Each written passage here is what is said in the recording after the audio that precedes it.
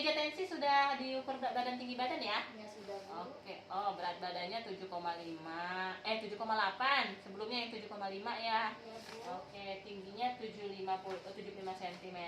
Oke. Oh, sebelumnya sudah pernah dirawat ya di RSUD Tarempa ya. Oke. 1 minggu kemarin 7,5 kilo. Berarti dalam 1 minggu ada naik 3 on dong ya. Iya Bu. Bagus, mantap. Oke.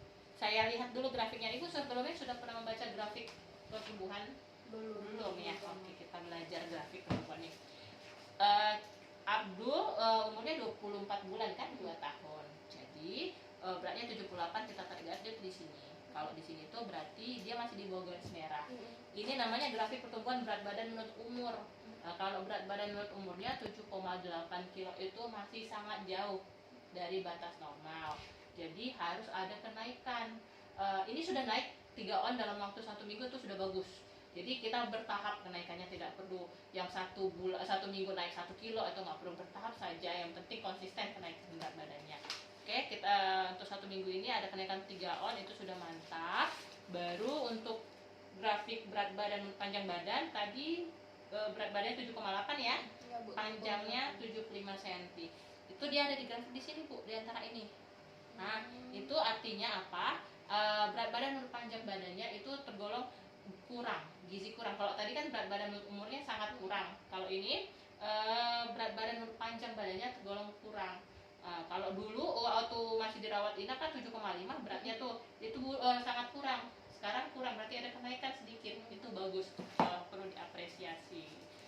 Kalau untuk tinggi badan menurut usia, dia 2 tahun, tingginya 75 cm, dia masih di bawah -3 di sini. Itu berarti tingginya masih sangat kurang dari segi usianya. Kita butuh kejar tingginya gitu. Jadi kalau saya lihat dari apanya, oh ternyata anak Abdulnya mau makan ya. Iya, makan. Kalau makan formulanya F100-nya habis nggak Bu? Tidak Bu, masih ada sisa setiap harinya. Dia agak susah Bu makannya Bu. Oh, susah makan. Tapi kira-kira dari F100-nya itu 80% habis nggak? Kurang lebih 80% ada Bu. Habis ya. Oke, kalau makanan utamanya mau? Makan utama mau, cuman ya itu Bu, lambat makannya. Lambatnya. Butuh sejam atau 2 jam. Oke. Kalau makanan selingan dia sukanya apa? Biskuit yang dari puskesmas itu Bu. Oh, dia suka ya biskuit yang dari puskesmas ya. Oke. Kalau gitu, ini kenaikan berat badannya sudah bagus, makannya sudah mau, hanya saja makanan formula F100 yang kurang. Nggak apa-apa, bertahap, nanti dikasih pelan-pelan. Kalaupun dia susah makan, jangan dipaksa. Jangan dipaksa bukan berarti kita tidak kasih anak makan ya, tetap dikasih makan tapi dibujuk dan tunjukin, yuk Abdul kita makan gitu. Tapi tuh ibu juga makan makanan dia, makanan utama dia. Jadi dia nengok, ih mama aku nih suka nih makannya nih, berarti enak aku makan juga dong. Karena anak-anak ini kan biasanya suka niru apa yang dilakukan orang tua.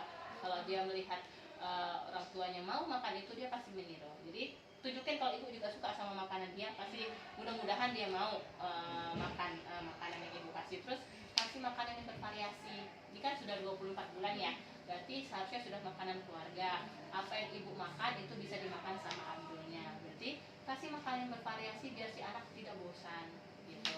Terus juga kita nih masih mengejar kenaikan berat badan sama tinggi badannya. Kalau untuk mengejar kenaikan berat badan, kita perbanyak karbohidrat. Itu tahu apa aja sumber karbohidrat kira-kira? Tidak ya.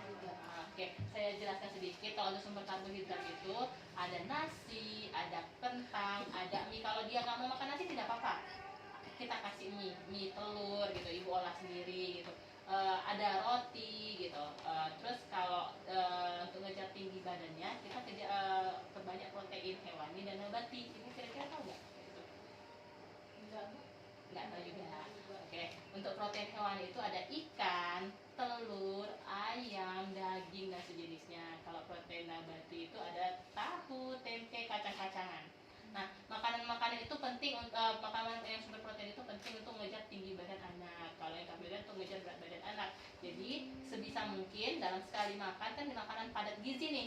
Kalau dia sudah bisa makan keluarga, makan nasi dalam satu mangkok yang ukuran 250 ml itu, kalau bisa dikasih 3 sampai 4 kali sehari.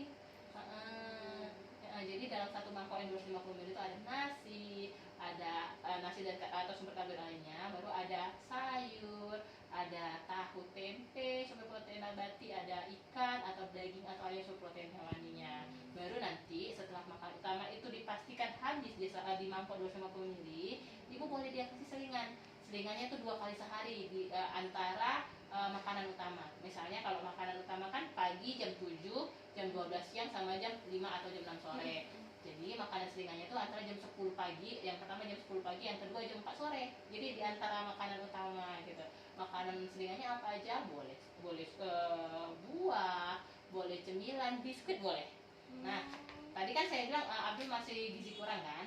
Oke, program Puskesmas kita ada pemberian biskuit PMC pada balita yang gizi kurang dan gizi buruk dari indeks IBB per TB-nya. Jadi nanti saya kasih ini sama ibu. Ini ada takarannya. Untuk anak usia 12 sampai 59 bulan itu 12 keping sehari. Saya buka ya biar ibu bisa lihat ya. Ini dalam satu kotak ini itu ada nah, nih dalam satu kotak ini ada 21 bungkus kecil. Nih, satu bungkus kecil ini ada 4 keping. Berarti kalau diharuskan makanan menghabiskan 12 keping, berarti 3 bungkus ini harus habis. Nah, dalam satu kotak ini ada 21 bungkus. Itu artinya satu kotak ini harus habis dalam 1 minggu.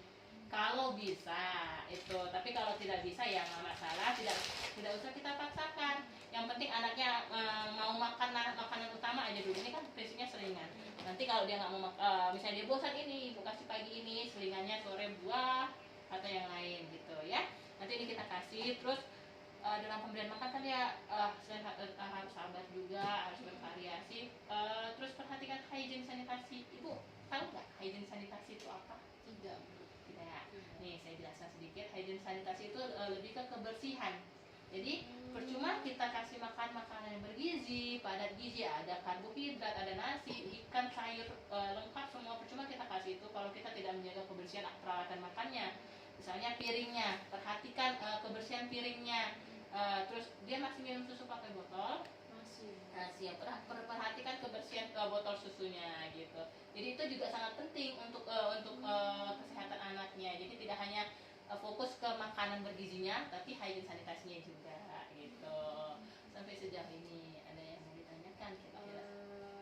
Kayaknya berjalannya waktu aja Bu gitu. Gitu. Kalau sampai sini saya rasa sedikit paham. Paham ya, oke. Nanti saya tulis, nanti ibu boleh catat nomor WA saya. Kalau misalnya ibu mau tanya-tanya sesuatu, ada yang kurang paham atau apa, boleh WA saya ya. Terus nanti kalau misalnya biskuitnya sudah habis, ibu mau anaknya suka biskuitnya, mau lagi, boleh WA saya, kita buat janji untuk ketemu. Tapi minggu depan sebenarnya harus datang sih.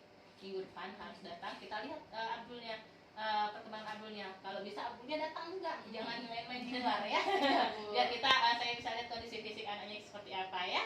Oke, kalau gitu ini saya kasih. Semoga anaknya suka. Ini buku pinknya. Nanti kalau ada apa-apa boleh